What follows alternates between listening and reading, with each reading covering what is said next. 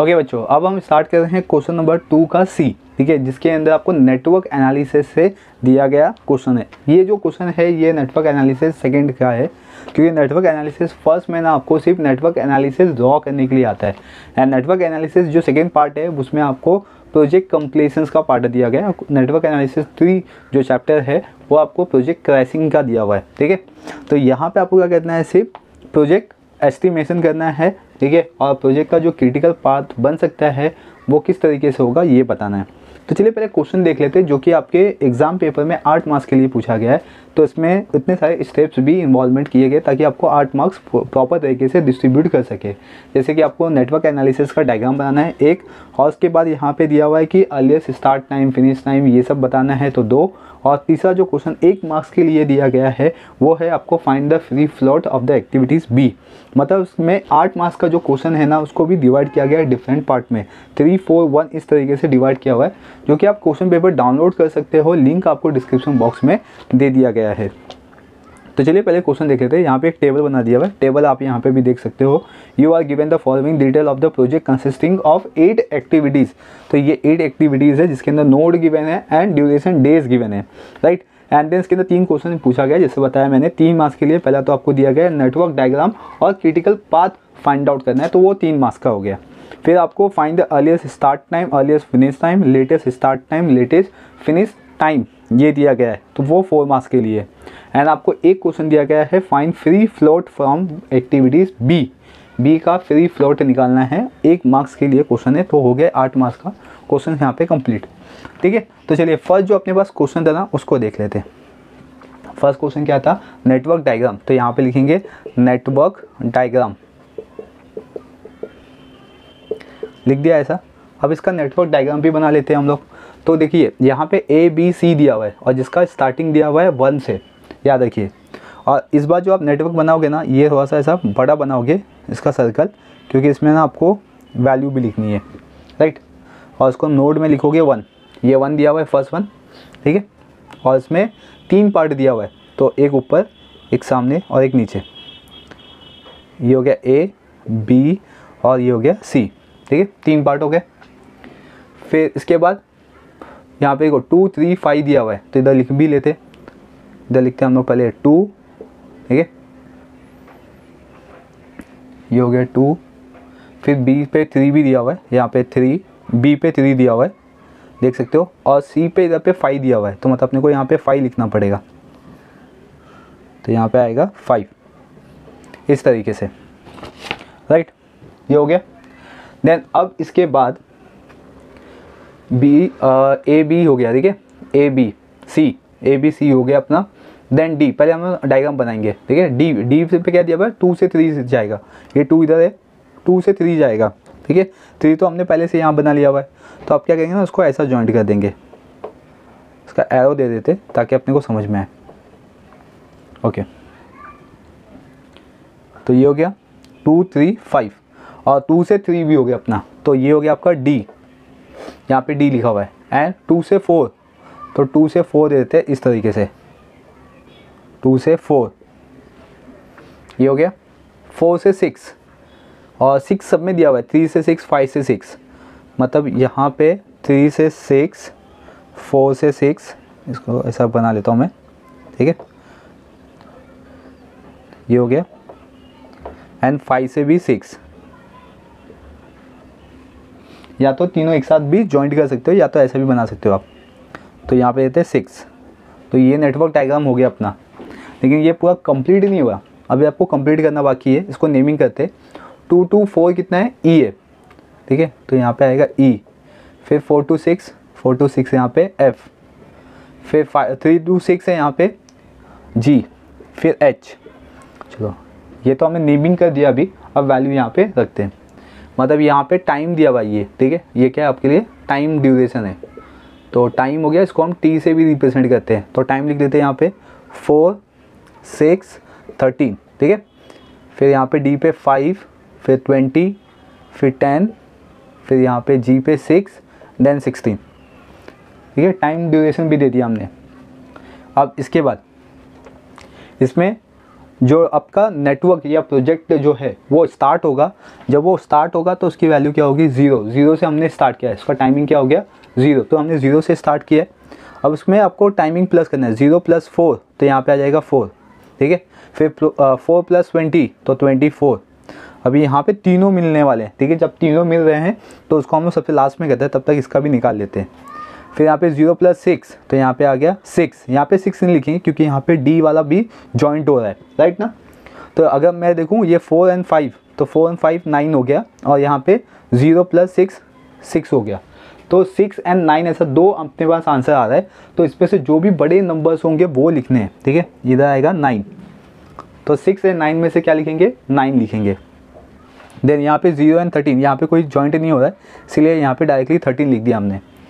अब यहाँ पे तीनों जॉइंट रहे, ठीक है। तो पहले देखते हैं 20 + 10 34, 9 + 6 15, 13 + 16 29। तो इसमें से बड़ा कौन सा है, 34, तो यहाँ पे लिखोगे 34, ठीक है। और फिर जो सेकंड पार्ट है ये वाला, ठीक है, उसको हम ऐसा बैकवर्ड लेके जाएंगे। अभी हम कैसा फॉरवर्ड है, अभी कैसा फिर इसको बैकवर्ड लेके जाएंगे। इसको बैकवर्ड लेके जाएंगे तो यहाँ पे पहले 34 लिखेंगे, ठीक है। 34 लिखा, 34 में से 10 माइनस कर दो तो 24, राइट। देन अब यहाँ पे माइनस करेंगे, 6 माइनस करेंगे यहाँ पे, तो दैट इज़ मीन्स 28, यहाँ पे 28 आ जाएगा। और 34 में से 16 माइनस करेंगे तो दैट इज़ मीन्स 18, राइट। और यहाँ पे जॉइंट होने के लिए आपको तीनों चाहिए, तो तीनों के लिए यहाँ पे भी एक वैल्यू इधर सब्स्टिट्यूट करेंगे पहले। लेकिन यहाँ पे वैल्यू रखने से पहले देखो ये दोनों जॉइंट हो रहे हैं, यहाँ पे D और E यहाँ पे जॉइंट हो रहा है। तो पहले हम क्या करेंगे, 24 में से 5 माइनस करते हैं, 24 - 5 कितना, 23 होता है। एंड 24 में से 20 माइनस करेंगे तो कितना होगा, 4। अभी बैकवर्ड जा रहे हैं तो हम लेसर नंबर लेंगे, देखिए छोटा नंबर लेंगे। फॉरवर्ड आए थे तो हमने बड़ा नंबर लिया था, पीछे की तरफ से जाएंगे तो हम क्या करेंगे, छोटा सा नंबर लेंगे। तो 4 अपने यहाँ पे आ रहा है तो इधर पे 4 लिखेंगे, ठीक है। तो 24 - 20 किया तो 4 हो गया, तो 4 हो गया। अब यहाँ पे भी सबसे छोटा नंबर लेंगे, जैसे कि 18 - 13 करेंगे तो 5 आएगा यहाँ पे, तो 5 नहीं लिखते। 28 - 6 करेंगे तो 22, तो वो भी नहीं लिखेंगे। 4 - 4 0, तो 0 सबसे लेसर नंबर है, तो यहाँ पे 0 लिख दिया, ठीक है। इस तरीके से आपका नेटवर्क एनालिसिस बनेगा। अब इसके अंदर जो क्रिटिकल पाथ था ना, वो अपना ऊपर की तरफ से आ रहा था, ये मतलब ये वाला ऐसा, क्योंकि इसको प्लस करने पे अपना आंसर आ रहा था 34, तो अपना क्रिटिकल या प्रोजेक्ट कंप्लीशन टाइम कितना होगा, 34, राइट। तो चलो इसको आंसर लिख लेते हैं। लेकिन यहाँ पे हम पूरा क्रिटिकल पाथ शो करेंगे। यहाँ पे लिखेंगे क्रिटिकल पाथ, तो अपने क्रिटिकल पाथ कहाँ से बन रहे हैं सबको लिखेंगे। जैसे कि AEF फर्स्ट, AEF एक ये बन रहा था, फिर AD, यहाँ पे AD, फिर G, ADG, फिर इसके बाद आएगा यहाँ पे BG, ठीक है, BG डायरेक्टली, और इसमें CH। ओके, अब इसका क्रिटिकल पाथ का वैल्यू निकालते हैं, यानी कि टाइम। तो इसमें कितना आता, 4 + 20 + 10, तो ये हो गया 34। फिर इसमें 4 + 5 + 6, तो ये हो गया 15, ठीक है। BG में 6 + 6, 6 + 6, तो ये हो गया 12। CH में 13 + 16, तो ये हो गया 29। तो इसमें से बिगर क्या दिखाई दे रहा है आपको, 34, ठीक है। तो 34 क्या बन जाएगा आपका, तो ये कंप्लीशन टाइम बन जाएगा। तो यहाँ पे लिखेंगे therefore project completion duration equals to 34 days, ठीक है। तो आ गया आपका 34 डेज, कंप्लीट हो गया। फर्स्ट क्वेश्चन यहाँ पे कंप्लीट हो गया, जो कि नेटवर्क डायग्राम बनाना था और आइडेंटिफाई द क्रिटिकल पाथ। तो ये first question complete. Second question में आपको earliest start time, earliest finish time, earliest या लेटेस्ट स्टार्ट टाइम और latest finish time find out करना है, ठीक है। और उसके बेसिस पे हम क्वेश्चन नंबर 3 भी फाइंड आउट करेंगे, free float of the activities B, right. अब इसके लिए हम टेबल पहले बना लेते हैं, टेबल प्रिपेयर करेंगे। तो मैं टेबल यहाँ पे बना लेता हूँ। ओके क्लास, तो मैंने यहाँ पे टेबल बना लिया हुआ है, ठीक है। इसके अंदर मैंने एक्टिविटीज़ लिखी है A to H जो आपको गिवन था। इसमें आपको अर्लियर स्टार्ट टाइम EST, इसको शॉर्ट में लिखा गया है, अर्लियर फिनिश टाइम EFT लिखा गया है।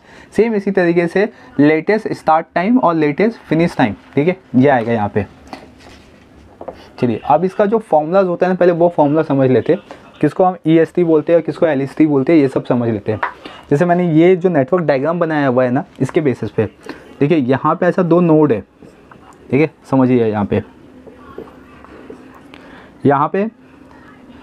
जो यहाँ पे 0, यहाँ पे भी 0, यहाँ पे 1 2 फॉर द एग्जांपल, समझाने के लिए, समझने के लिए, ठीक है। ये जो फर्स्ट वन है ना, उसको हम बोलते हैं EI, ठीक है, और उसको बोलते हैं LI, इसको बोलेंगे EJ और उसको बोलेंगे LJ, ठीक है, इस तरीके से। तो EI का मतलब क्या होगा, अर्लीस्ट स्टार्ट टाइम, ठीक है, और LI का क्या होगा, लेटेस्ट स्टार्ट टाइम। यहाँ पे भी सेम, यहाँ पे मैं लिख देता हूँ इसका मीनिंग। I का मीनिंग क्या होगा यहाँ पे, स्टार्ट टाइम, ठीक है, स्टार्ट टाइम। अभी E लग गया तो अर्लीस्ट, L लग गया तो लेटेस्ट, और यहाँ पे J है तो J का मतलब क्या होगा, फिनिश टाइम, फिनिश टाइम, इतना याद रखिए। तो इस तरीके से यहाँ पे है। तो अर्लीस्ट स्टार्ट टाइम के लिए EI चाहिए अपने को। EI कहाँ से मिलेगा ये आपको समझ गया, ठीक है। तो जो फर्स्ट वन रहेगा ना, उसको हम बोलेंगे यहाँ पे, जैसे कि A एक्टिविटीज़ है, ठीक है, इसमें 1 और इधर 2 है, तो A एक्टिविटीज़ से पहले, ठीक है, जो हमने स्टार्ट किया हुआ वो यहाँ पे लिख देना है आपको। जैसे फॉर एग्जांपल यहाँ पे हमने डायग्राम भी बनाया हुआ है, इसमें आपको अर्लीस्ट स्टार्ट टाइम लिखना है ABCD का, ठीक है। तो देख सकते हो ABC, ऐसे 3 एक्टिविटीज़ कंटिन्यूसली एक ही नोट से स्टार्ट हुआ है, और उसका अर्लीस्ट स्टार्ट टाइम क्या होगा, 0 होगा, ठीक है। तो यहाँ पे 0 लिखो, 0, यहाँ पे लिखो 0, यहाँ पे लिखो 0, हो गया, समझा। अभी ये जो D दिया हुआ है, अभी नेक्स्ट क्या है आपके पास, D एक्टिविटीज़ का अर्लीस्ट स्टार्ट टाइम क्या है, 4, तो यहाँ पे लिखो 4। फिर E का अर्लीस्ट टाइम क्या है, 4, तो ये भी 4 हो गया, तो यहाँ पे भी 4 लिख लो। फिर F, ये F है ना, F का अर्लीस्ट टाइम क्या है, 24, तो यहाँ पे 24 लिखो। फिर G का अर्लीस्ट स्टार्ट टाइम क्या है, 9, तो यहाँ पे 9 लिख दो। फिर H का अर्लीस्ट टाइम क्या है, 13, तो यहाँ पे 13 आ गया, ठीक है, यहाँ तक समझा। इसके बाद आप क्या निकाल सकते हो, LJ निकाल सकते हो, ठीक है। LJ का मतलब क्या होता है, लेटेस्ट फिनिश टाइम, ठीक है, लेटेस्ट फिनिश टाइम LJ। तो LJ जो ये जो फर्स्ट एक्टिविटीज़ है ना, फर्स्ट एक्टिविटीज़ के बाद जो नोड बन रहा है उसके अंदर भी सेकेंड पार्ट, ठीक है, उसको हम बोलेंगे। तो दैट इज में देखो अभी ये A एक्टिविटीज़ है, A एक्टिविटी का सेकेंड पार्ट ये है, और उसका ये जो 4 है ना, उसको बोलेंगे लेटेस्ट फिनिश टाइम। तो लेटेस्ट फिनिश टाइम कितना है, 4, तो यहाँ पे 4 लिख दो फर्स्ट का, A का। B में क्या होगा, यहाँ पे देखो B का 28 है, तो यहाँ पे 28 लिखो, तो 28, ठीक है। फिर C का क्या है, 18 है, तो यहाँ पे लिखो C में 18, राइट। फिर D में कितना है, सेम 28 है, तो यहाँ पे 28 आ जाएगा D में, ओके। फिर E में क्या है, E का 24, आगे का दिखना है, ठीक है, आगे का सेकेंड पार्ट 24, तो E में 24। फिर E के बाद F का भी 34 है यहाँ पे, तो F का 34। फिर G, F के बाद G आएगा, G का भी कितना है, 34, तो H का भी 34 ही होगा, ठीक है। तो अपने पास अब मिल गया अर्लीस्ट स्टार्ट टाइम और लेटेस्ट फिनिश टाइम। इसके बाद आपको अर्लीस्ट फिनिश टाइम निकालना है, तो EI मतलब ये वाला है, EI प्लस टाइम। इसमें टाइम कितना है, टाइम कहाँ पे मिलेगा आपको, जो क्वेश्चन पेपर में टाइम दिया ना, ड्यूरेशन ABC वाली एक्टिविटीज़ जो यहाँ पे आप देख सकते हो। मैं इसको थोड़ा कैमरा के पास जूम करता हूँ, ठीक है। ये जो देख रहे हो यहाँ पे ड्यूरेशन जो लिखा है उसको हम ऐड कर देंगे, या तो आप यहाँ पे जो क्वेश्चन देख रहे हो ना बोर्ड पे लिखा हुआ ये जो ड्यूरेशन है उसको हम ऐड कर देंगे, ठीक है। तो देखते हैं कितना आता है, 1 बाय 1 करते हैं। यहाँ पे अर्लीस्ट फिनिश टाइम मतलब ये वाली वैल्यूज़ और प्लस ये वाली वैल्यूज़, ठीक है। तो 0 + 4 करेंगे, यहाँ पे लिख देता हूँ 0 + 4, तो कितना आएगा 4। फिर अगेन 0 प्लस यहाँ पे कितना है 6, तो यहाँ पे 6, ठीक है। फिर 0 + 13, तो 13 हो गया यहाँ पे। फिर D में कितना है 5 है, तो 4 + 5 हो गया 9। फिर 4 E की वैल्यू यहाँ पे कितनी है 4, और यहाँ पे 20, तो दैट इज में 20, तो 24। फिर F में 24 प्लस यहाँ पे कितना है 10, तो हो गया 34, ठीक है। 9 प्लस यहाँ पे G की वैल्यू कितनी है 6, दैट इज में 15। फिर 13 प्लस H में कितना है 16, तो 29, ये हो गया अर्लीस्ट फिनिश टाइम। अब निकालेंगे हम लेटेस्ट स्टार्ट टाइम निकालेंगे यहाँ पे। तो लेटेस्ट स्टार्ट टाइम के लिए LJ माइनस टी आएगा यहाँ पे, ठीक है, LJ माइनस टी। तो LJ अपने पास यहाँ पे और T तो आप यहाँ पे देख ही रहे हो, ये टाइम है। तो दैट इसमें 4 माइनस 4 आ गया आंसर 0। फिर 28 माइनस यहाँ पे कितना है 6, ठीक है, तो आ गया 22। फिर 18 माइनस 13 तो आ गया 5। फिर 28, फिर यहाँ पे कितना है 5, तो माइनस कर दो 5 तो 23 आ गया। फिर 24 में से 20 माइनस कर दो तो 4। 34 माइनस 10 24। फिर 34 माइनस 6 28 एंड 34 माइनस 16, ठीक है, तो यहाँ पे आएगा 18। तो ये हो गया, बहुत ही ईजी हो गया तरीका, ठीक है, समझने के लिए। टी आपको कहाँ से मिलेगा क्वेश्चन से, पहले EI निकालो और LJ निकालो। EI कैसे निकालोगे, जो आपका अर्लीस्ट स्टार्ट टाइम है एक्टिविटी से पहले जो नोड बना है उसमें निकलेगा। एक्टिविटी के बाद जो नोड बना है उसका भी जो सेकेंड पार्ट है उससे क्या मिलेगा आपको LJ। बस आपको याद रखना है कि EI का मतलब होता है earlier start time, sorry start time होता है EI का मतलब, और J का मतलब होगा फिनिश टाइम। क्लियर। तो ये हो गया आपका सेकेंड क्वेश्चन कंप्लीट, जहाँ पे आपको अर्लियर स्टार्ट, अर्लिएस्ट फिनिश, ठीक है, लेटेस्ट फिनिश या लेटेस्ट स्टार्ट ये फाइंड आउट करना था, राइट। देन अब नेक्स्ट वन आपको जो थर्ड क्वेश्चन दिया गया है, उस थर्ड क्वेश्चन में बोला गया है कि आपको फाइंड करना है free float of activity B. सिर्फ आपको एक्टिविटी बी का फ्री फ्लोट निकालना है, सबका नहीं निकालना है, 1 मार्क्स के लिए क्वेश्चन दिया गया। देखिए फ्री फ्लोट का फॉर्मूला क्या होता है, फ्री फ्लोट इक्वल टू, ठीक है, इसमें आपको याद रखना है यहाँ पे EJ है और EI है। EJ का मतलब क्या होता है, अर्लीस्ट फिनिश टाइम, ठीक है, तो इधर लिखेंगे EJ minus EI। Earliest finish में से अर्लीस्ट स्टार्ट माइनस करके फिर अगेन माइनस करेंगे उसमें से टाइम ड्यूरेशन कितना था, ठीक है, वो माइनस कर देंगे, राइट। तो ये फॉर्मूला आता है, याद रखिए।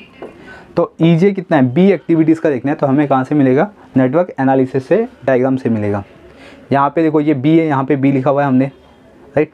तो इसमें EJ कितना है 9 और EI कितना है 0, ठीक है, और उसका ड्यूरेशन कितना है B का, यहाँ पे देखिए 6 है, राइट। तो यहाँ पे लिखते हैं हम लोग 9 माइनस 0 माइनस 6, तो आंसर आ गया 3।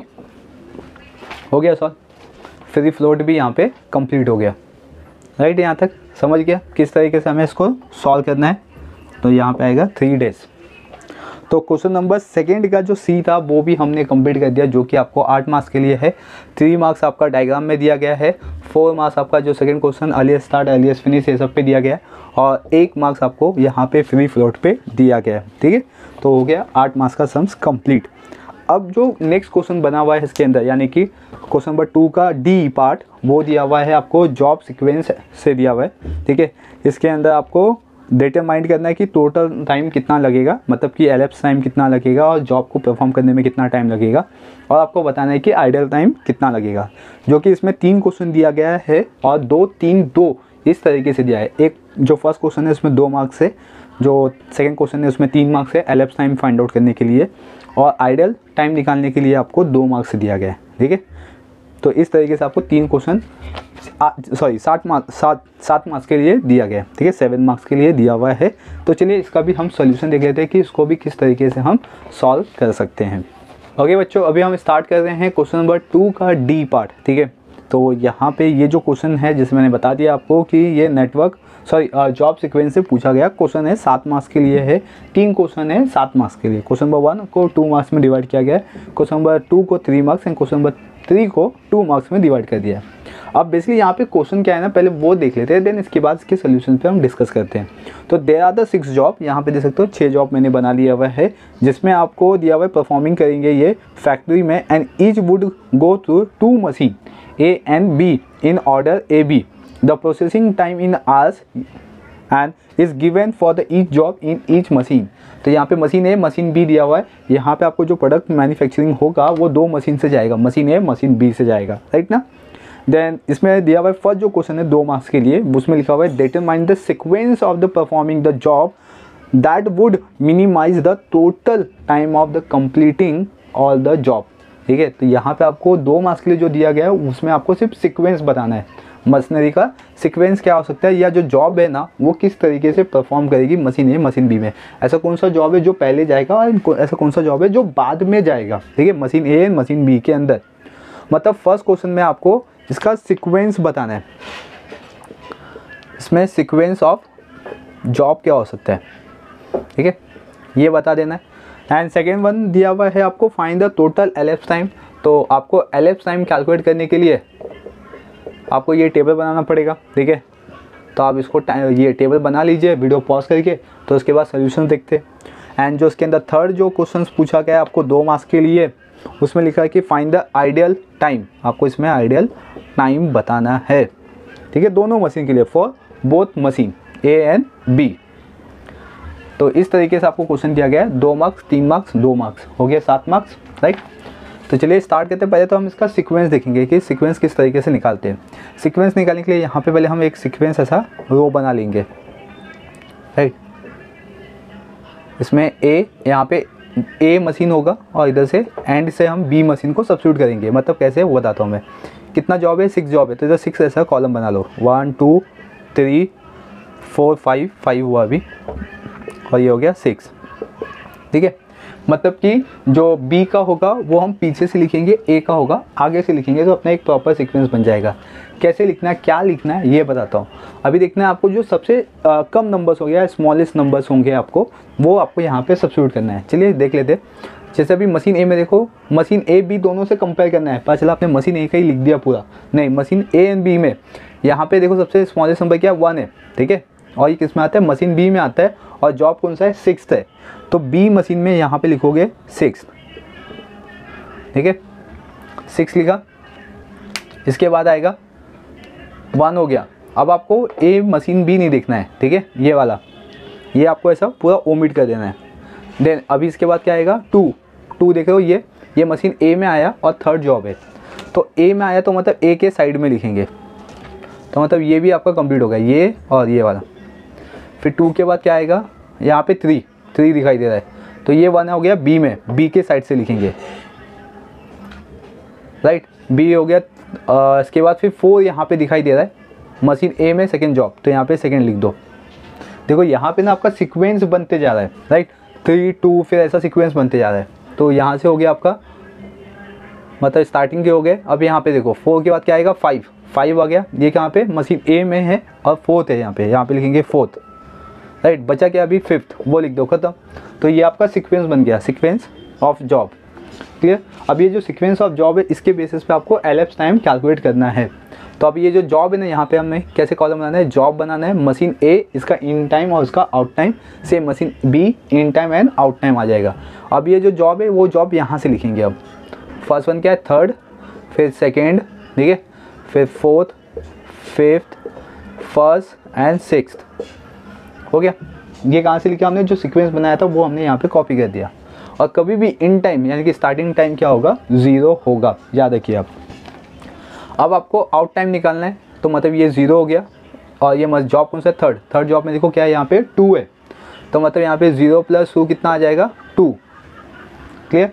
तो पहले हम मशीन ए को कंप्लीट करेंगे, देन उसके बाद मशीन बी करेंगे। ये 2 आया, 2 यहाँ पे लिखो, मतलब जॉब 3rd कंप्लीट होगा तो फिर जॉब 2 स्टार्ट होगा। कभी ये स्टार्ट होगा आफ्टर 2 आवर्स, 2 घंटे के बाद ये स्टार्ट होगा। फिर इसमें सेकेंड जॉब में देखो टाइम कितना है, सेकेंड जॉब में 4 है, तो मतलब यहाँ पे 2 + 4 तो कितना हो गया, 6। तो जो सेकेंड जॉब है वो कभी कंप्लीट होगा, 6 आवर्स में कंप्लीट होगा। एंड 6 आवर्स के बाद क्या होगा, जॉब 4th स्टार्ट होगा। तो जॉब 4th का टाइमिंग कितना है, 5, मतलब 6 + 5, जॉब 4 को कंप्लीट होने में कितना टाइम लग जाएगा, 11 आवर्स। और 11 आवर्स के बाद जॉब 5th स्टार्ट होगा। एंड जॉब 5th में देखो 9 है यहाँ पे, तो 9 लिखा, तो ये कितना हो गया, 20, तो यहाँ पे लिख दो 20। फिर जॉब 1 में कितना है, 7, तो ये हो गया 27, यहाँ पे भी देखो 27 प्लस जॉब 6th में कितना है, 8 है, तो ये हो गया 35। मतलब मशीन ए में टोटल कितना टाइम लगेगा, 35 आवर्स लगेगा, क्लियर यहाँ तक। अब इसके बाद आते हैं मशीन बी पे। मशीन बी का जो इन टाइम होगा वो यहाँ से होगा, ठीक है, इसको हमने यहाँ पे राइट डाउन कर दिया।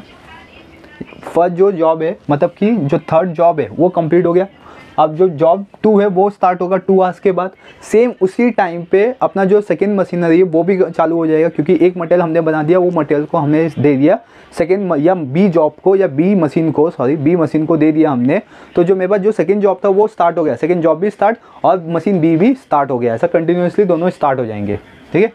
तो यहाँ पे 2 प्लस, अभी इसका आउट टाइम देखो, थर्ड का इसमें देखोगे बी में 6 है यहाँ पे, तो 6 तो कितना होगा 8। क्लियर यहाँ तक। देन इसके बाद अब यहाँ पे 8 है, यहाँ पे 8 लिख दो, तो 8 प्लस, अभी यहाँ पे जॉब 2 है, जॉब 2 कितना 8 है, तो यहाँ पे 8, तो इसको प्लस किया तो 16, तो यहाँ पे भी 16, यहाँ पे भी 16, ठीक है। प्लस जॉब 4 है, जॉब 4 में कितना है 6, तो 6 तो हो गया 22, यहाँ पे भी 22 प्लस 5 में कितना है यहाँ पे टाइमिंग 4, तो ये हो गया 26, यहाँ पे भी 20। अब यहाँ पे 26 नहीं लिखेंगे, देखो यहाँ पे कितना है 27 और यहाँ पे कितना है 26, मतलब जॉब 1 को कब स्टार्ट होगा 27 के बाद स्टार्ट होगा, 27 आवर्स के बाद स्टार्ट होगा, 26 के बाद नहीं हो सकता, क्योंकि जॉब 1 मशीन ए में कंप्लीट होगा तब उसके बाद ये स्टार्ट होगा, इसलिए यहाँ पे 27 आएगा। तो यहाँ पे 27 प्लस, ठीक है। तो अभी 1 में कितना है 3, तो दैट इज़ में यहाँ पे 30 हो गया। देखो अभी यहाँ पे 30 और यहाँ पे 35, तो यहाँ पे 35 लिखेंगे, 35 प्लस फिर ये 6 में कितना है 1, तो यहाँ पे हो गया 37, ठीक है।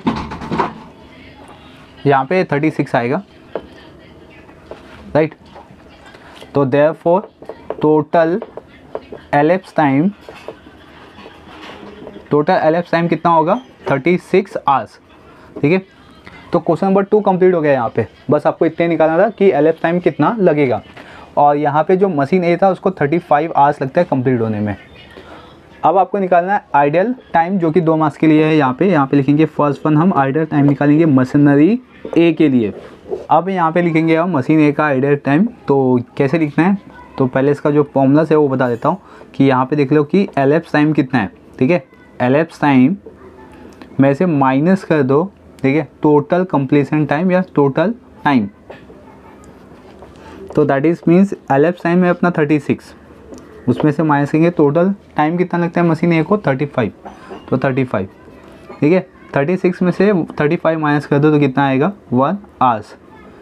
तो मशीन ए का आइडियल टाइम यानी कि मशीन एक घंटे तक यूज़ नहीं हुआ, उसका कोई भी यूज़ नहीं हुआ, तो खाली टाइम गया मशीन ए का। देन इसमें ए पार्ट हो गया, अब बी पार्ट यानी कि मशीन बी। अब मशीन बी निकालेंगे यहाँ पे, तो सेम फॉर्मूला से यूज़ करेंगे। elapsed टाइम कितना है यहाँ पे 36 में से माइनस करेंगे, क्या माइनस करेंगे कितना माइनस करेंगे वो देखते हैं। देखो यहाँ पे ना मशीन बी, ये नहीं कि 36 में से 36 माइनस कर देना, नहीं, यहाँ पे ना हमने ये 35 यूज़ किया हुआ है और 27 यूज़ किया हुआ है यहाँ पे, ठीक है। तो वो यहाँ पे ध्यान देना है आपको। तो सबसे ईजी तरीका मैं समझा रहा हूँ आपको कि जो मशीन बी है ना उसका टोटल कर दो, इसका टोटल कितना होगा आप काउंट कर लो, कैलसी से भी कैलकुलेट कर सकते हो। तो दैट इज मीन्स यहाँ पे आएगा 28, तो 28 यहाँ पे आ गया, तो 36 में से 28 माइनस कर दो तो 8 आवर्स। तो 8 आवर्स अपना जो मशीन बी है वो खाली जाएगा, कोई भी यूटिलाइज उसका नहीं होगा, ठीक है। क्योंकि यहाँ पे गैप हो गया था ना इसके वजह से, क्योंकि जॉब ए यहाँ पे कंप्लीट हुआ था 27 आवर्स में और यहाँ पे मशीन बी 26 आवर्स में कंप्लीट हो गया था, ठीक है। लेकिन इसको जॉब 1 के लिए ना 1 आवर्स वेट करना पड़ा यहाँ पे, ठीक है, 1 आवर्स यहाँ पे वेट करना पड़ा तो जाके 27, फिर इसके बाद 3 आवर्स यहाँ पे फिर इसको वेट करना पड़ा, सॉरी 5 आवर्स यहाँ पे वेट करना पड़ा, ठीक है। तो इस तरीके से बहुत ज़्यादा डिफरेंसेस दिखाई दिए। तो वो डिफरेंसेस कितने के 8 आवर्स के, ठीक है। तो ये किस तरीके से कैलकुलेट करना है ये मैंने आपको समझा दिया हुआ है। आई होप कि ये जो क्वेश्चन नंबर 2 का बी था ये भी आपको समझ में आ गया। तो यहाँ पे आपका कंप्लीट हो गया है क्वेश्चन नंबर 2, जो कि आपके OR यानी कि ऑपरेशन रिसर्च के पेपर में 2019 में पूछा गया क्वेश्चन था 7 और 8 मार्क्स के लिए, यानी कि 15 मार्क्स का क्वेश्चन यहाँ पे बनता है, राइट। तो चलिए अब हम नेक्स्ट वीडियो में या नेक्स्ट लेक्चर्स में क्वेश्चन नंबर 3 को सॉल्व करेंगे। बने रहिए चैनल पे, चैनल को सब्सक्राइब कर लीजिए, बेल आइकन प्रेस कर लीजिए ताकि आपको इसी तरीके के अपडेट मिलते रहेंगे। Thank you for watching.